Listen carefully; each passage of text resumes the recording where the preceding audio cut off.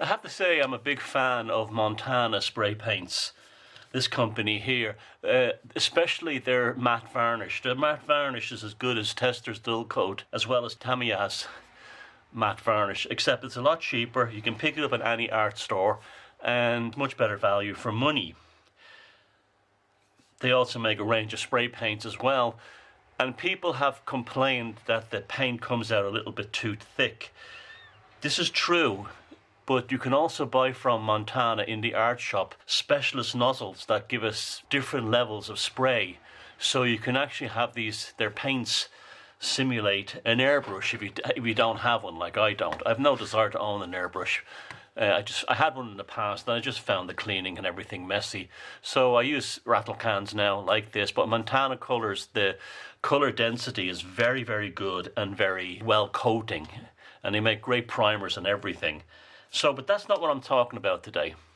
What I want to talk about today is they make a range of specialist products for textured effects, and one of them that caught my eye was this Rust Effect Spray Montana cans. And apparently you can see from the gradation on the label here, it's supposed to give a gradiated rust effect. And so I just had to try it. So I recently bought a can of this, and I'm wondering if I could use it to heavily rust up a model. So what I did was I found an old 50-foot boxcar, and I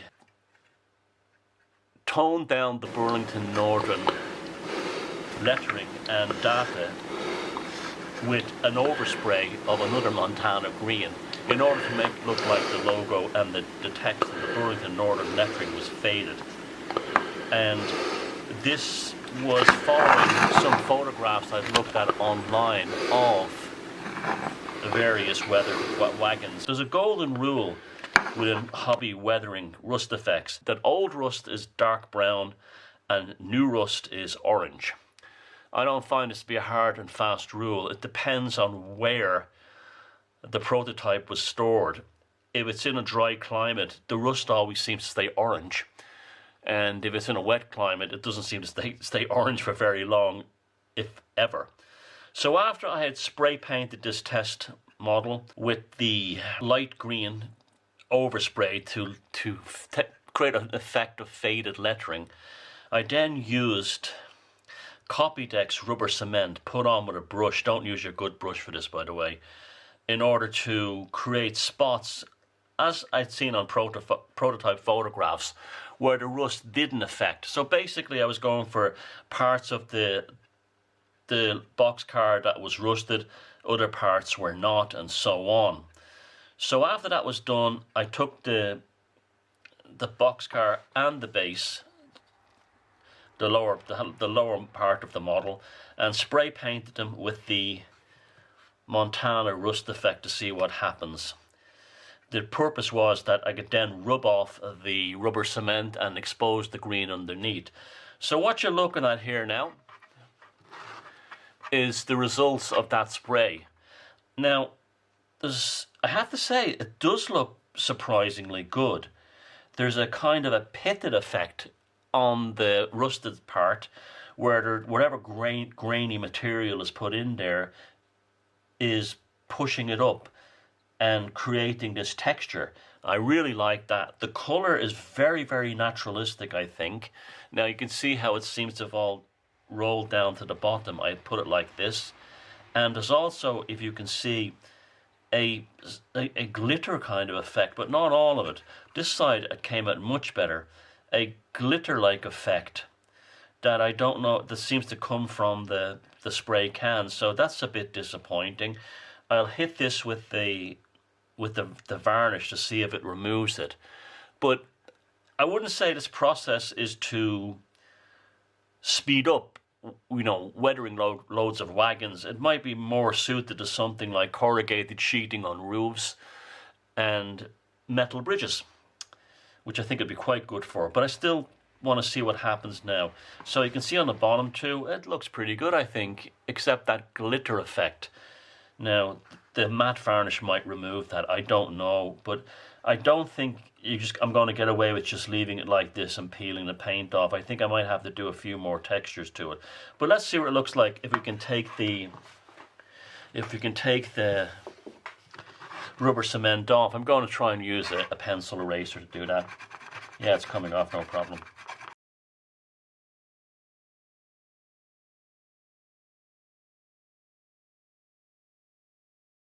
It seems to be better if I use the eraser to start the process and then use my fingers to do the rest.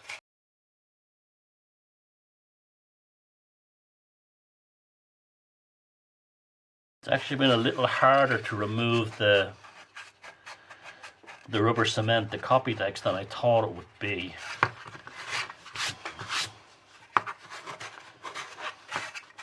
Another thing I've noticed is that silver effect, that glitter effect, seems to have been reduced as I rubbed it.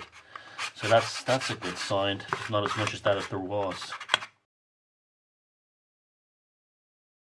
So far I'm not really impressed. It just looks like brown painted on it. So we're going to have to find another way around this.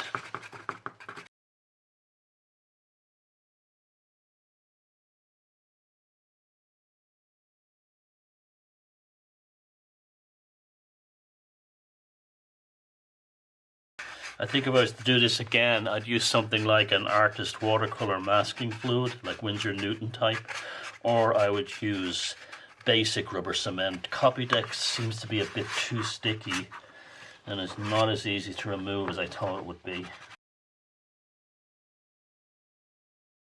I have to say, although it's not as good as I'd hoped, it's not rubbish either. It's not bad.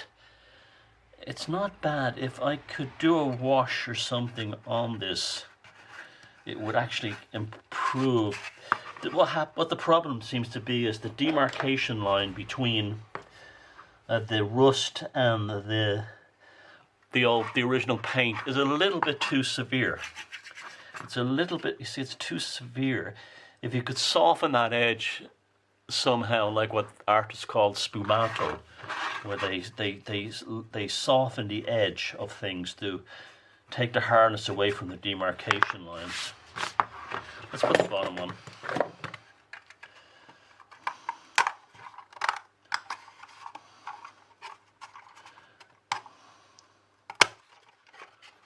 Okay, you can see the trucks look good. There's no problem there.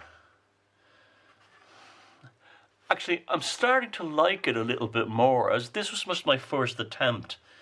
And I think with some more skill, you know, I think with some more application of skill and learning the technique better, you could actually do a lot more than what I've done. Maybe something like flecking it with splashing it or something like that. And then with the splashing or watering down the rubber cement somehow, or something that can be removed very easily. I'm still quite bothered by that top. So that's what it looks like with my experiment of having the paint just masked out areas with rubber cement copy decks. I tell you what I am very happy about is how the logo and the lettering have faded. I am happy about that. So I'd consider that part an experiment. I consider that part of the experiment to be a success somehow. But what I'm going to do now is I think I'm going to give this a wash or a weathering of some kind to see if it can somehow soften the rusting effect and the original paint demarcation line. If I could do that, this thing would be a lot better. But the more I look at it, the more I'm liking it. It's just not. I guess I wasn't expecting something to come out so amazing to be at first. But, you know, I think this is a technique you could work on. I really like, I don't know if you can see it, the pitting effect on the rust there. You see that? I don't know if you can see it right there on the... It has that effect that where rust when rust gets really bad, it starts removing flakes of metal. It definitely does that. There's no, that's the best thing about this product that I've noticed so far, is that it does this. So let me see if I can wash it down with something. So here we are after I gave this side a dark wash and this side a lighter wash. And yeah, I mean, it's okay. It's probably the result of a learning curve. What I still like most of all about this is the texture. The texture of rust is fabulous, especially if it's dried. Now I haven't hit this with the dull coat matte varnish yet, but you can see how just you do have to still kind of put lighter washes on it to make it more realistic. But you know, it's not bad, it's particularly the dark side. Perhaps if I put the rubber cement on differently, with maybe a toothpick or a piece of tissue, rather than using a brush, because you see the demarcation lines are too severe between the old original paintwork and the new rust effect.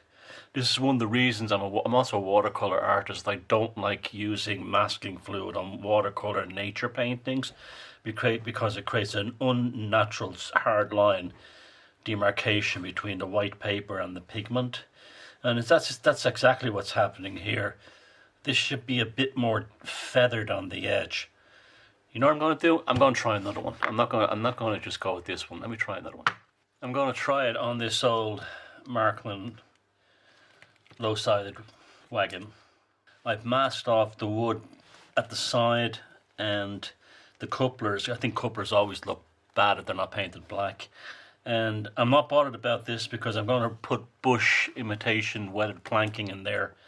And I will use raw umber Van Dyke brown to weather the wood.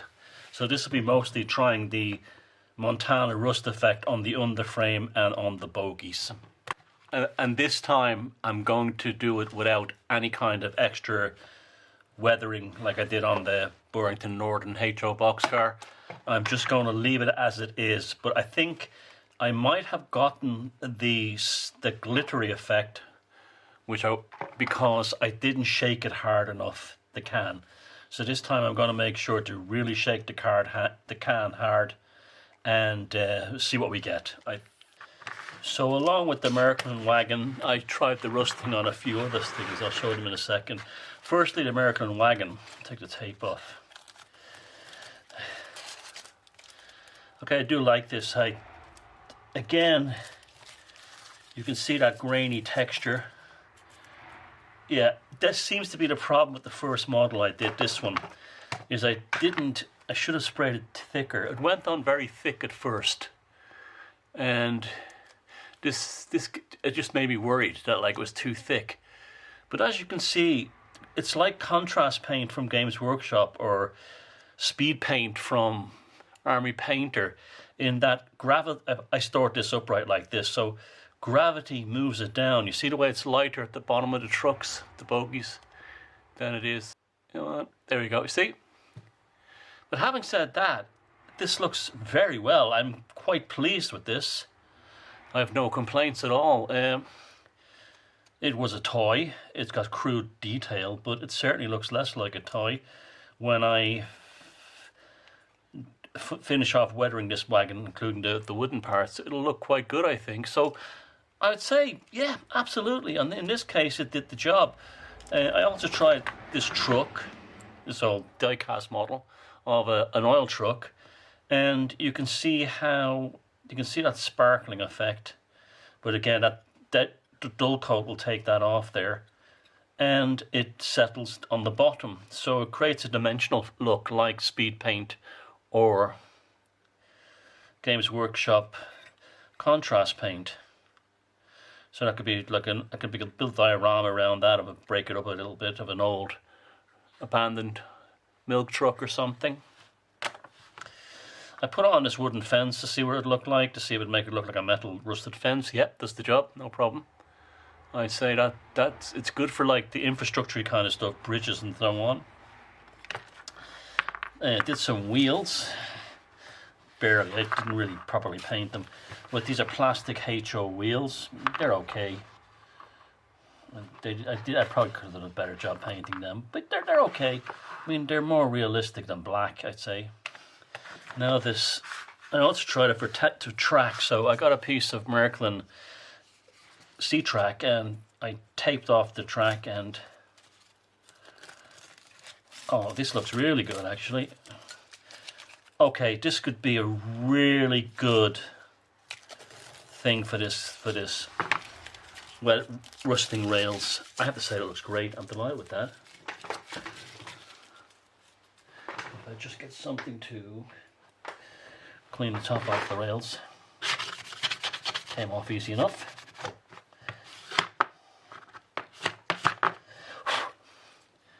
Yeah, look at that. It rusted the side of the rails and also the tops of the chairs that the rails sit on. So that's definitely a good use for this product, for rusting rails. So how do I feel about it now? Yeah, I think it's good. I think it's what I've done here is very low,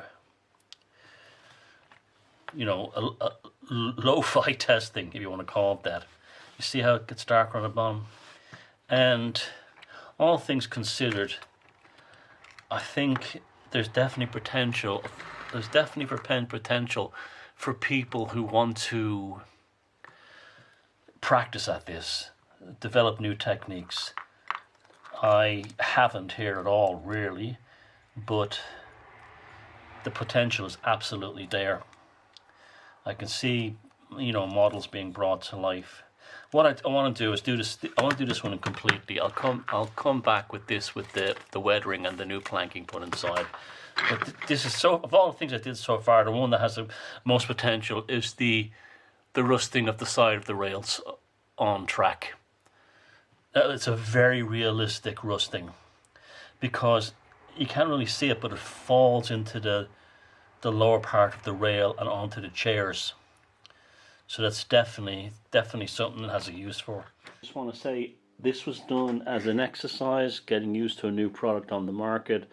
I'm sure there are people out there who will perfect it better than me. So first, looking at the old, I think it might have been Lifelike 50-foot refrigerator boxcar in the Burlington Northern livery. Yeah, I think I like it a lot more now than I did when I first saw the effect on it. I think between overspraying lightly the underlying lettering and then being picky about where I leave paint on by using the rubber cement as a masking fluid has worked out quite well. I like the top a lot, and I've seen plenty of models, prototypes. I've seen plenty of prototypes that looked a lot like this in real life. So I have to say, I'm surprised at how much I do like this. I think the Montana spray rust effect definitely has a lot of potential, and I think there are people out there who will probably work on this product until they get really great results. Is it different than the Games Workshop technical paints that have particles in them to create this kind of like chipped and rusted effect? Yes, but they don't have the advantage of spraying them on with a spray can like you can with the Montana spray, and so you have that issue as well. So yeah, I have to say that one, I like it now more than I did yesterday. I have to get lower for this one. The German plank wagon, low-sided plank wagon, bogie wagon, that was an old mark, the 1950s, 60s model. I didn't do anything to the rust effect on the undercarriage and the wheel bogies, and I think it vastly improved them. Now, I did spray these with the matte varnish to help them, but as you can see, I put the planking effect, I put the bush planking effect inside, which is an improvement, and I used Van Dyke Brown oil color paints to highlight the planks. So yeah, all in all, I have to say I think the product, the Montana Rust Effect, has a lot of potential for the modeler. And if you haven't tried this yourself already, why don't you want to tell me and show me what the results were? I'm pretty pleased. As texture paints go, it actually exceeded my expectations. Okay, take care. Until the next video.